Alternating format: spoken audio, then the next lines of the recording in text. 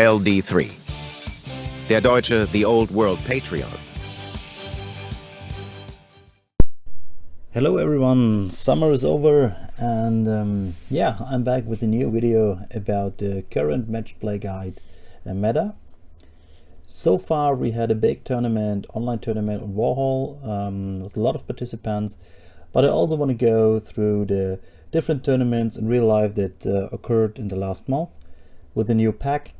And yeah, we'll draw some conclusions and present in the end a meta list and a few example lists for like Bretonnia, Vampires and Camry. So as you can see, the lantern already made the impact, and yeah, we will see to what extent.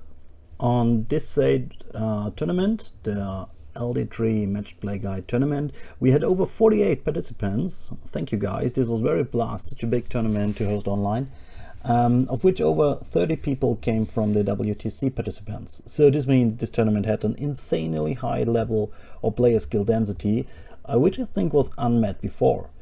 And in the small pictures you can see a lot of default pictures for factions that are either sub-factions or Cathay, and a lot of vampires, but let's look at the participants in detail.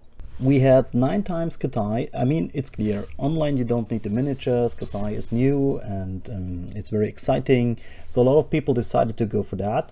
We have 6 vampires, which is quite a lot. I mean, they're quite strong, they won the S-Spot lately, and on LD3 we have a history with vampires and high elves, which you can see later. In total we had 5 Bretonian exiles. I think the Crusade list could see more representation, but maybe this will change in the near future, this could be. And yeah, 5 high elves, 2 Greys, 2 Grand Armies. I mean, Double Dragon doesn't care about Greys or Grand Army. I think it's still the best build for the high elves. 4 times Chaos, which can now field a Triple Dragon, the infamous, and 4 Camry, 2 Grand Army, 2 Mortuary Cult. I think this is similar to what we saw before. Royal Host became a bit less stage time here. 4 Dwarf Mountain holds, X-Force, no Royal Host, no normal dwarfs, it's all about copters and sappers right now. 3 Orcs and Goblins, Grand Army, still liked it seems. 3 Emperor, 2 of which are Nuln, 2 Case Dwarves, 1 Wood Elf, 1 Wild Herd and 1 Lizzies. I played the Lizard Man just for funsies and oh boy got I wrecked. We have no Dark Elves, we have no Ogres, we have no Skaven and no Demons. Yeah, Demons see some play in the WTC, but generally in singles aren't that valid. And yeah, part of the LD3 bubble, still many high elves and vampires, and of course Cathay. Then which games were played? I think this is important for the army selections or the army build selection. And we had 5 very mixed missions, straight out of the book, no special conversions of the missions, no adaptations, just straight matched play book missions. Chance Encounter, this is the quarter-like deployment with special feature and baggage train. Mission 2 is Encirclement with strategic locations 4. I think this is the most played mission so far in all the games I saw. Mission 3, King of the Hill with additional special feature. Let's bring out the Graveguard. Mission 4 is Close Quarters with strategic locations 2. To be honest, this is a bit bland. And Mission 5, we have Fields of Glory with domination, so basically open battle and win more. Yeah, the result is somewhat one-sided. We have a win by Cathay by Buster Moves, congratulations for that. Second place runner-up is Oleksiy, Ukrainian player with Cathay. On 3 there is Christian Denarius with Camry with his build with a dragon and 2 Necrosphinxes, but we see this later. And on the 4th rank there is Markus Nermon, the German Cathay main player. I have to add that we had a final Buster Moves against Markus. If Markus would have ranked in a bit lower before, it could be pretty well that we have a triple Cathay win. Follow up by 2 more Vampires, Chaos, Bretonnia, so the usual strong factions. And to make it full we have 2 more Cathays, and I think Lucre had to give up 1 game and drew against Cathay. So most of the losses and draws for Cathay were Cathay on Cathay action. But let's check the win rates for that. the highest win rate was for the Tomb Kings of Khemri. For the normalists, 9 games were played, 6 were won, 1 draw and 2 losses. The vampire accounts fared pretty well. It was a 58% win rate, 15 wins, 10 losses, 1 draw. Think of it, how many Cathay players we had, so these are very strong win rates. Montreal Cult was still pretty good, it seems, with 57% win rate, and then comes Grand Cathay just with 55% win rate, which looks pretty normal or pretty good, right? Yeah, then the other factions rank in, and you can see that below the Warriors of Chaos with 42%, I'll let out the Wood Elf Realms because only 2 games were made with them before the faction was dropped. Yeah, even Bretonnia 40%, and all the other ones go down to up to 14% win rate for the city-state of Null. This is quite pathetic state. Of course, we have a really small sample size, and you can get some more information or insight if we check the highest win rates in detail. There you can see that the Tomb Kings of Khemri were piloted by Daenerys and Phil Kazandu, which are most likely the 2 best Tomb King players so far, or right now. Vampires, in my opinion, super solid, good players there, but also super solid faction. The Montreal Cult had a mirror match, so this was the draw. Without handshakes, Wilhelm would have gone 3-1, which is still pretty good. And yeah, then comes Cathay. We had 6 games Cathay against Cathay, so 4-4-4 have to be subtracted from the total record. This means Cathay had 18 wins, 7 losses, and 3 draws against non-Cathay. I have to add that we had 1 or 2 weak Cathay lists without lantern spam. For me, it's very pivotal to have a lot of lanterns in Cathay. Every list that tries to go with only 1 lantern or without lanterns becomes, because they have not a lot of different units, very fast, pretty bad. And this means this is a 64% win rate or a 10% non-lose rate. Because I have to say, if you check the other factions as well, we had quite a lot of draws. Warriors of Chaos have almost as much draws as losses, because we played the 6-0 Games Workshop match play system. Nevertheless, this means Cathay has a 90% positive rating so far, and yeah, this is quite strong. But was this specific for online gaming or specific for the missions? Let's see what happens with Cathay in other tournaments. Only a few big tournaments were held up to date, so I tried to skim New Recruit for all the bigger tournaments and checked all of them. We had the only flanks in Nottingham. There was 1 Cathay list without lanterns, which was ranking 15th of 26, I think. So this is what I meant earlier. As I said, this Cathay without lanterns isn't that strong. 1 list featured lanterns. It got the first place, winning 27-3 victory points. So they had also the 6-point Games Workshop thing with over 7,800 victory points. Yeah, this is pretty dominating. On the Toy Soldier, the Resurrection, we had 36 players, only 1 Cathay, which went undefeated and drew against Toll and Pash. I don't know exactly the Cathay player. I can't imagine he did bad. And yeah, it's quite an achievement. I think Pash won it with Bretons. Battlefield Heroes in the Netherlands. Borussia lost a final type of game against Titet. Stefan Frenken, he is the German main dwarf. And yeah, I talked to Stefan, oh my god, you beat Cathay, can this be a counter for WTC or something? And yeah, he admitted that it was mostly dices. He went first, he shot down the Cathay balloons and the war machines. So this can happen, but it shouldn't happen regularly. And this would have been maybe another Cathay tournament win. Yeah, still in other tournaments, Cathay is not that much of a factor, and the question is, why is that? Maybe it's the real life delay. People don't have the lanterns ready, people don't have the army ready, they're still painting, they're still collecting. Some tournaments took action, like you can have maximum of lanterns or maximum of war machines for Cathay.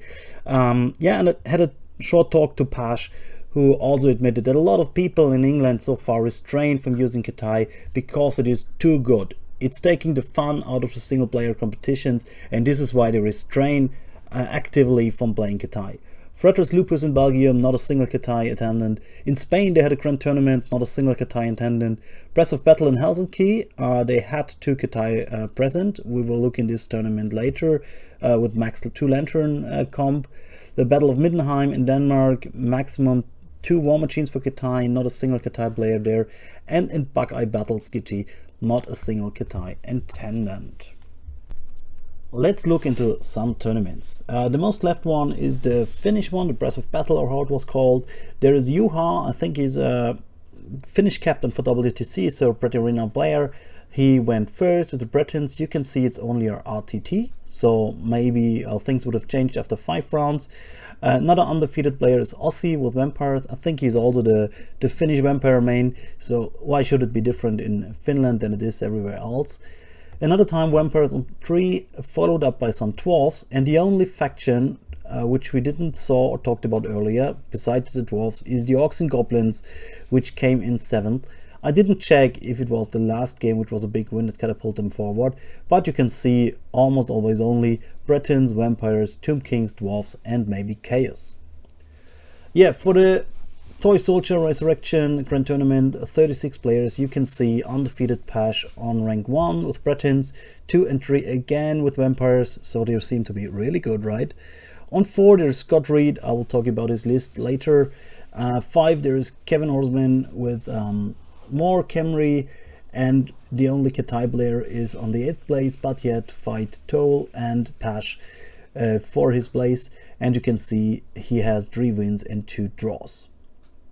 Yeah, Netherlands, this is the tournament I talked about earlier. No, I don't think so. This should be a Belgium tournament where Avi took the first place on an RTT with his Vampires, Wilhelm with Motri called on the 2nd place, and on the 3rd place we have a Cathay player, it seems. High Elves shine here, we have some Empire player and we have some Dark Elf player, but both of them are 1-1-1 and it's only RTT, so I wouldn't draw any conclusion from this. And on the right you see the result of the Grand Tournament with the match play guide we had online. You can see that it's only Khemri, Vampires, Chaos and Bretons besides Cathay in the top 10.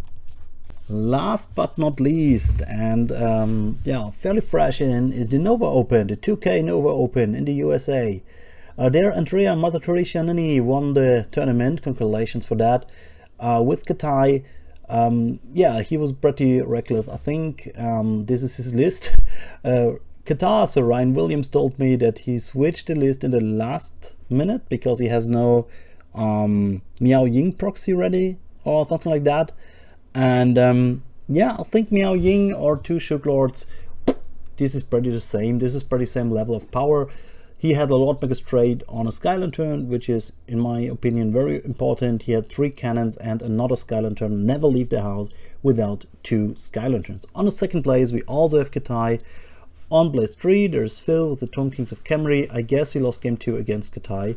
He won every other game by 6 points, and you can see this is not enough to compete with Cathay, which is pretty crazy. Zach, I think this is DAPC. He ranked in 4th with Orcs and Goblins. I guess it was a Fanatic spam list, not quite sure. This seems to be the favorite concept of Orcs and Goblins right now. Scoring, throwing Fanatics around and being rock solid. Yeah, and Egbert's dog was on place 5 with the Errantry Crusade. It could be that he went on to 1st with some soft points, I'm not sure, but by gaming points he was in 5th place.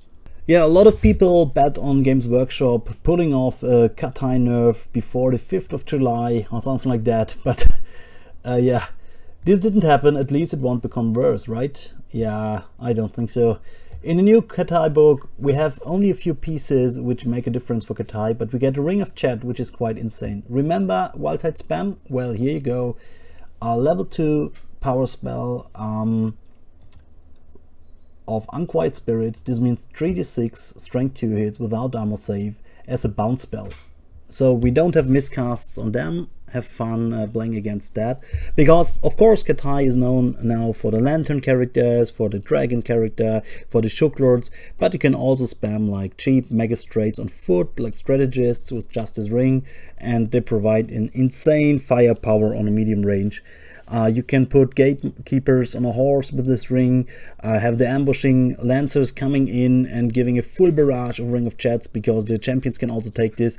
This is pretty insane. I don't wrap my head around how you can produce such an item. The Jade Armor of Beishai is in the same level, I think. It can be only taken once, but it's a full blade armor with a 5-up ward save against any wound suffered and magic resistance too. So that's 30 points for Talisman of Protection, at least 20 points for Brazen Collar, or 40 points for 2 lodestones, baked into the same item, which is then in addition a full blade armor and can be put onto the Sky Lantern. Yeah, whatever.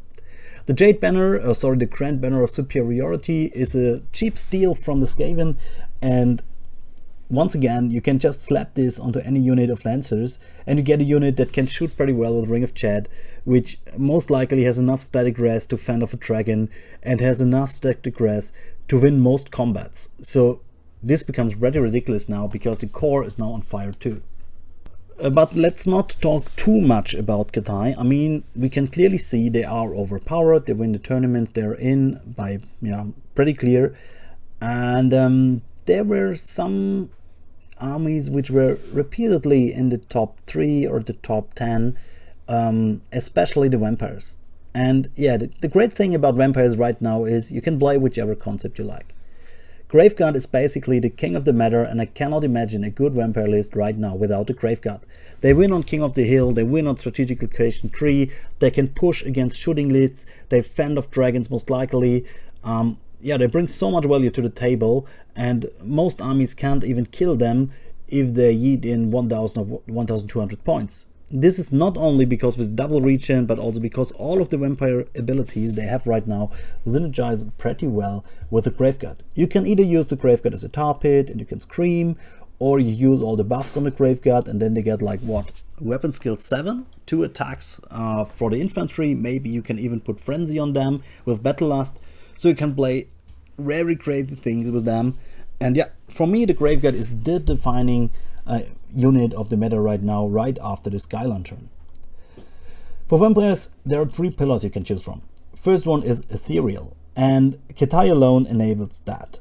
I think in single players, Ethereal is a solid choice. For team tournaments, there will only be one Cathay, Dwarf Cannons or Magic, so I wouldn't bother taking it in team. We saw a lot of Ethereal lists in the WTC. I'm not sure this is a good idea. However, for single players, this can be quite an option. Wailing Dirge still remains strong. You still have screaming lists like the second one, Keith Wilkinson here. I think he ranked pretty well in the tournament we saw, placed 3. He plays the basic scream list, which is still solid and is carried or protected by the Graveguard. And the other option is even more Graveguard. Arvid goes this route. He plays 2 units of Graveguard and he won the tournament he participated so far. He will also use the Graveguard, the double Graveguard list in the WTC. So it will be pretty nice to see how he does in these matchups. And he will test them in the match play, in the WTC RTT we are hosting at LD3. Another thing for the vampires, what most factions do not have, are the zombies. Zombies can be easily healed up to 40 in the first turn, and they just go on a parking lot, on a strategic location, and they just score in the points. You need a lot of power to kill off 40 zombies, and while you do this, the whole Empire army will close in on you. So this is a concept that is super strong. I think Bretonnia can play similar with 2 units of men-at-arms in core, which are similarly cheap. You cannot heal them, but you have an even better striking force in form of Pegasus and the characters to protect them. So yeah, in my opinion, this is pretty solid too. And let's check then the Bretons next, when we just started to talk about them. You had Juha's tournament win, and he plays exactly that. He plays 2 units of men-at-arms to keep scoring 9 Mounted Knights of the Realm, which are somewhat mediocre, but still with a lady inside, they may have both of the Bretonnia spells, which is quite good, and they can just still kill dwarfs if they are entrenched, because they only have one attack, they don't care at all. Peasant bowmen for scoring, even more scoring, and some distraction, and 9 Pegasus Knights in special. This is quite a lot of striking power. They can reach out, they can kill what they want. He has a Baron on a Pegasus and his Duke on a Pegasus. And what you can see there is a thing how I would build the Bretons too right now. We talked a lot about Cathay, we saw the dwarfs, we saw a lot of dwarfs even in the local meta of the Finnish guys.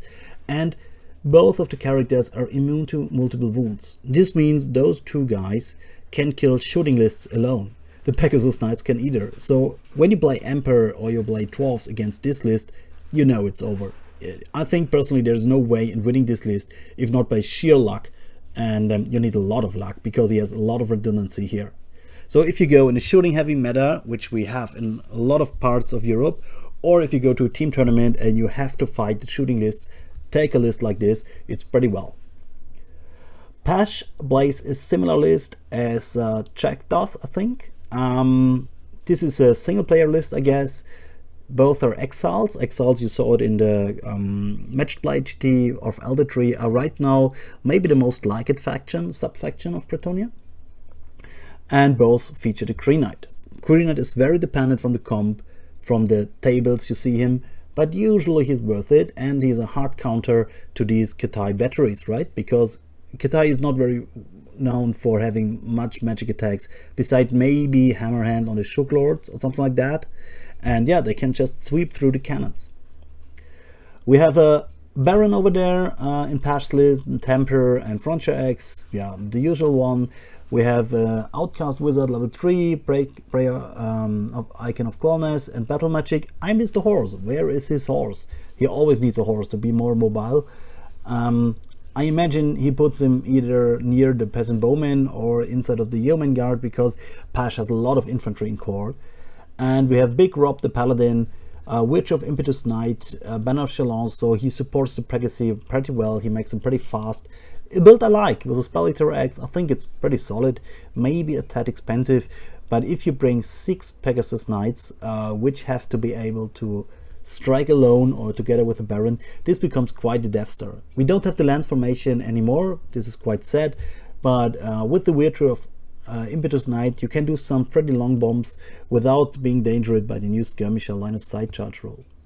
Yeah, the core, I already said, 3 cheap units of both Skirmishers for scoring, 5 more cheap Knights of the Realm. They can score, or they can just bring in their first charge in a second turn of combat to strip off the static rest, for example. We have 25 Human Guard, which is super solid. With a Triptych, they can block 1 or 2 rounds standalone, but I feel in most of the situations 20 up to 30 men-at-arms should be sufficient for this job. Yeah, 6 Pegasus Knights is quite a lot. We saw in her list there were 9 Pegasus Knights. This provides some wound density on that unit, and sure, just a super strong unit. Exactly as he writes here, this unit is broken, this unit is also broken. 2 Border Princess Bombards, which are great cannons for 100 points. Yeah. Jack Toll with a similar list. His Outcast Wizard is, in my opinion, a tad better equipped. Dark Magic, Warhorse, Power Scroll, Law Familia. Paladin with a Lady's Grace, so he tags against the Undead here. Yeah, if you face Undead meta, this totally makes sense.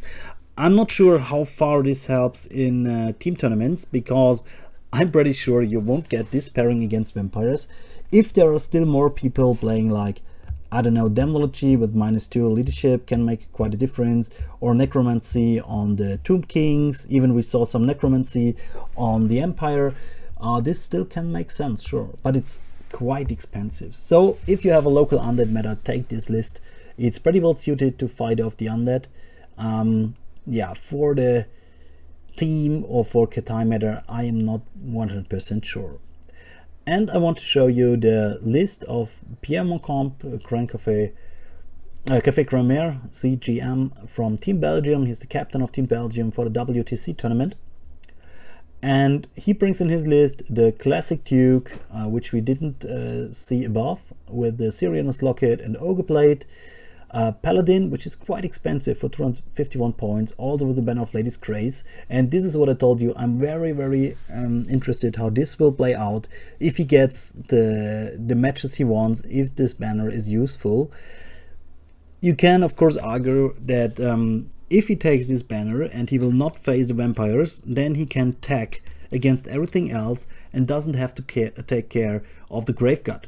Also a solid approach. Not sure if it's worth 75 points. We also have the Prophetess on a Pegasus. Yeah, just a Dispeller, Dispel Scroll, Sacrament of the Lady, Law Familiar, and Gauntlet of the Duel, which is quite interesting. So he can challenge out a champion or similar things. He can dispel quite nice. He has the Arcane Urgency with Sacrament of the Lady. This can go off pretty well. So yeah, I can see this unit as being super aggressive. Of course, we see 6 Pegasus Knights. It seems to be the new meta to play 5 or 6 in one unit, or 6 and slap all models in. I mean, yeah, not really new meta. We saw this in last year's WTC, but in the meantime, we saw a lot of lists with 3x3 or 4 and 5 Pegasi, and we are back to Death Star, it seems. 2 units of Man-at-Arms, same as the New House list, but a tad bigger.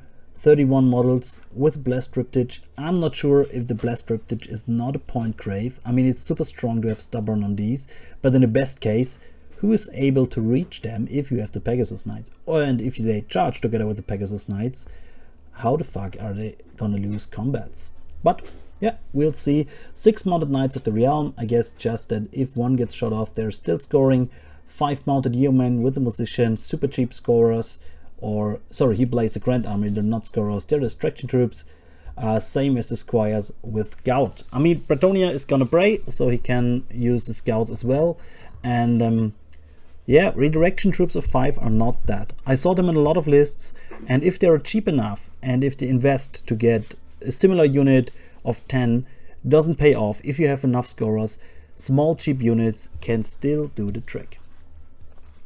What are the strengths of Bretonnia overall? They are immune to cannons if they want. I talked about this in the U-Haul list. You can be pretty immune to cannons. I mean, sure, a cannon will kill off a pack, but still you have a 5 of ward save and everything. Yeah, Pesh named him right. That Green Knight, such a piece of strength. We have Pegasus spam, they have cannons themselves if they want to, and they have the cheap scoring infantry. So depending from the role you want to take, depending from the meta you have, Bretonnia offers all the tools. You just have to make the right pick here. And talking about right picks, I think personally Camry are never a wrong pick. Yeah, what's the meta for Camry? Dragons plus X, but not necessarily. Let's have a look first at the center list here. Denarius list is an all-comma list which plays all the strength of Camry. He has a High Priest, level 4 Illusion, Serpent Staff, Power Scroll, Law Familiar. We know this guy usually has a ward save and sits on a dragon. He plays him on foot with 2 Necrotacts and a Royal Herald inside of a big unit of Tomb Guard with the Icon of Rakaf. With the Icon of Rakaf, it's a big question how you play it. If you can enter combat after pursuit or overrun, if you can change the angle or the direction there. This is a power piece, of course. And 37 of them with the Necrotact means they most likely charge with 3 attacks, strength 5 halberds, which is super strong. And even if they get charged, they have some defense capability. There are still skeletons and undead. Some will die, but he can heal them again. He just has to have a clever play with the High Priest for healing. Because if the High Priest is inside of the unit, they cannot be healed in combat for sure. Yeah, then we see the classical Tomb King Dragon with Armor of Age, Talisman of Protection, and a great weapon. So since Ogre Blade become more expensive, we cannot afford the Talisman of Protection Ogre Blade build anymore. Armor of Ages is the new meta again. Tomb Prince with Shield provides the Tomb Guard the essential +1 weapon skill or movement or whatever they need. We have 2 units of Skeleton Archers, 1 is Skirmishers with Ambushers to score. And I mean, the 37 Tomb Guard are of course scoring too. They can just push forward to a strategic location. They can take the hill if there is one. But this list doesn't aim to score, this list aims to kill. 2 Necrosphinxes rounded up together with a dragon. Yeah, this is an impressive force together with a Tomb Guard which will rout most armies. A different concept, more towards the scoring one, is that of Scott Reed, the first list above. We have 2 Tomb Kings on Dragons, so we're still super aggressive. I don't exactly get the additional hand weapon on the Tomb King, because he has also the Blade of Antarreich. Most likely this is just either a misclick or because he needs to fill the 2000 points, because points left will be granted to his opponent, I think. So he makes sure he goes up to 2k. Yeah, the other one has a Sword of Might, Armor of Ages, Talisman of Protection. I like that both Tomb Kings have magical attacks, so Ethereal doesn't really work against them. He only has a level 1 Mortuary Priest, he doesn't want to heal, he's in for the kill. 2 units of Skeleton Archers, which hang in the back. He has to play 16 here, because he cannot heal well, so he needs to bring some numbers. 2 units of Skeleton Chariots, with a champion, with Burning Blade. They are redirectors, and the good thing is, Razor Gores, for example, they just have to test fear against them, I think, because of the Burning Blade. Still, they can challenges, they can do pretty many things. They're open order, so opponents align towards them. They have movement 9 and reserve move. These are perfect redirection troops.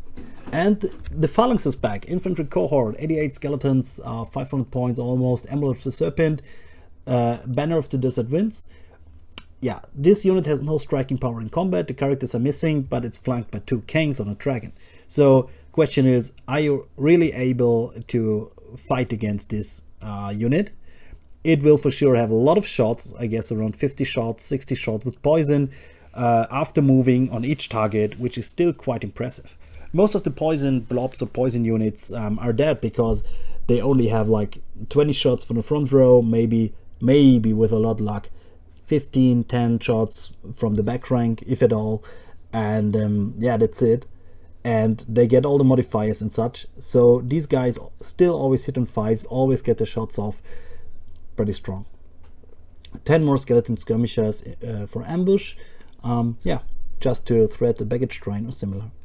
And now the interesting choice here are 2 Screaming Skull catapults, just without the skulls of the foe, just 2 catapults. And why not? Why not?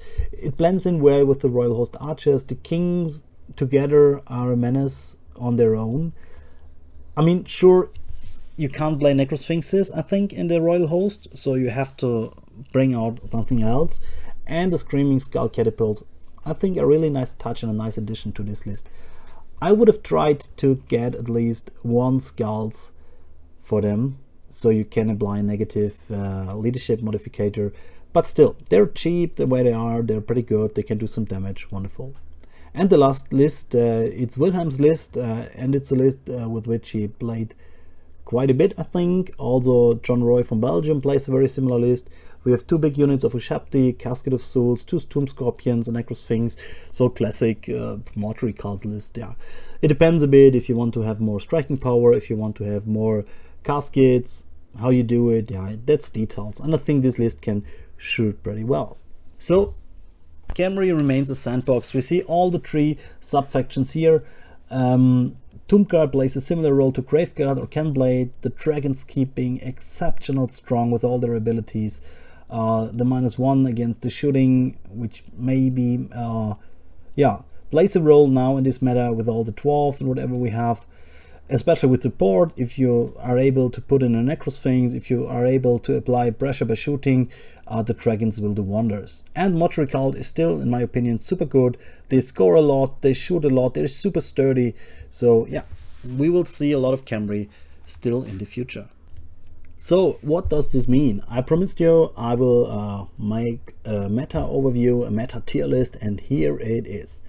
I really want to restrain from using or from placing Cathay in the S tier. It is above. Sorry, Cathay is even above the S tier. Right now it breaks single player gaming and it doesn't make sense to play single player if Cathay is uncomped. Sorry guys. Followed up by vampire counts, we saw the dominance of the Graveguard and yeah, the Kimri. I'm not that sold that Mortuary Cult is really in the S tier here. Maybe the Royal Host is still better or similar good, whatever, the Grand Army is there in any case, followed up by the Exiles and the Grand Army of Bretonnia. The Errantry Crusade is for only one reason and not in the S tier, that it's still missing a bit in tournaments. We have to see more of it. I think this is a pretty conservative take, with the Errantry Crusade being only the A tier, because it could be, yeah, as good as the other ones above in the S tier. A tier, Chaos only in the A tier, yeah, small outrage maybe, but Chaos sucks against Cathay. Chaos is not that strong against certain Bretonnia lists. Chaos is not that strong against the Dwarves, which are also placed in the A tier with the Expeditionary Force. So we'll see about that. Wolves of the Sea is a refreshing alternative. You can have ambushing infantry, which is quite good for the missions. You can still have a Demon Prince and a Dragon, and you can have 2 gigantic Chaos spawns. Yeah, and you can make sure that you have the first turn. So this is pretty good, and I have to say, I personally think that the Wolves of the Sea are almost as good as the Grand Army now. The Heralds are in a similar spot. I mean, yes, you have to pay 160 points more for core, and then you can do exactly the same as the Chaos Grand Army can. Therefore, you get some small boons. So if you specialize in such lists, why not take it? And then Grand Army and the City-State of Nuln. Yeah, it is a bit provocative to put them in the A tier. I just wanted to do this because in a lot of tier overviews, I saw them in the D or in the C tier, and sorry guys, they are not there. They have a lot of shooting power if built right. They can have a small number of drops. They can make almost sure that they start, and 3 great cannons and a steam tank shooting against Cathay, shooting against Chaos, shooting against Khemri, and even some Cretin builds can do a lot of damage. They can block pretty well. They have cheap core. Their core infantry got buffed. Their knights are still solid in core. They have a lot of useful characters. So I still think that Empires right now are pretty good. To be honest, with the follow-up factions, most likely Empire belongs to the B tier. Yeah, High Elves are not very much different in the power level than Empire. 2 dragons are still a big threat. And the Beastman Wildherd, yeah, it's strong against 13 things. It's weaker against others, and I feel the biggest letdown is that the Wildherd or Beastmen in general are weak against undead, of which we see a ton right now. So most likely Beastmen would remain in the B tier. The Royal Host, maybe a bit too conservative, maybe it's better. We saw Scott's list. I have to see it on the tables, I have to see it in the tournament. It's promising, of course, I like it. And yeah, Orcs and Goblins Grand Army, maybe also a bit conservative, because it loses against a lot of the threats right now. Royal Clan, yeah, I don't know what I thought there. Maybe it's C tier. Nomadic Varg can have a lot of striking power, a lot of scoring, a lot of magic, so still a very good list. Grand Army of the Beastmen in C tier then. Yeah, sorry, the +1 that is missing for casting doesn't make up for the 2 gigantic spawns, which aren't good anymore anyway. They die against the Graveguard, they die against the Screams in the end, they die against the shooting, against the cannons. They just die, and this is a big problem. They were so sturdy before, even against the poison shooting, because they weren't shot in the stand and shoot. And the shooting threats have changed, and now they're not as good anymore. The good thing is they can threaten the Sky Lanterns, but I fear they will die pretty fast to the cannons first, and then the Sky Cannons do with your army whatever they want. Chaos Dwarf Grand Army maybe has some builds. There are a lot of Hobgoblins you can field. This can counter a lot of lists. Same for the Dwarf Grand Army, which is, yeah, it doesn't have Sappers, but it still has some options. Same as the Demons. Nothing extraordinary here. Maybe it has some Blade or the Wood Elves. Yeah, Double Dragon is always a thing. Same for the High Elves. Empire Knightly Orders made it to the C tier because Anubis, yeah, explained to me a few things, or showed me a few things which I really like spamming characters with a +1 combat resolution on Pegasus. I have to say, this is most likely only good if you really can take 3 Chapter Masters and 2 Grand Masters, maybe adding even some Witch Hunters in. The Bloodherd, it lacks magic items as the Wildherd does, but Minotaurs and Big Bricks are still pretty good. Dark Elves, the D tier, open up the D tier with a double dragon list. sorry, they're just too expensive with the other troops to be scorers. They don't have enough striking power and support for the dragons to be killers. So they're still in an awkward spot. The evasion isn't as good anymore because you have to hold the objectives. So meh. Skaven Grand Army, yeah, again Anubis wants to field them for the WTC. We have 3 Skaven lists in the WTC. We have 0 Dark Elves, so they should be stronger, right? Let's wait and see what a Skaven can achieve. Maybe they jump up, maybe they're stronger than I view them right now. Troll Horde, Host of Talzin are the fun lists. Maybe Orion's Wild Hunt is placed too far behind. Could switch even with a Grand Army, because you still can have dragons and you can have cavalry in core. Seaguard Garrison, Lizard Grand Army, and Ogre Kingdoms finish off this list. Yeah, this is my take on the meta. This is my take on the tournaments we saw before. I hope you enjoyed it. I hope you can take some insights out of it. If you have questions about it, feel free to ask me. Feel free to join the LD3 Discord and ask there or participate there in the discussions or the tournaments. We are starting right now WTC RTT online with 3 games. After that, after the WTC, there will be a new German comp, and for or about German comp I will talk in the next video. Until then, I hope you had fun. See you there. Counted by LD3. LD3. Der Deutsche, the Old World Patriot.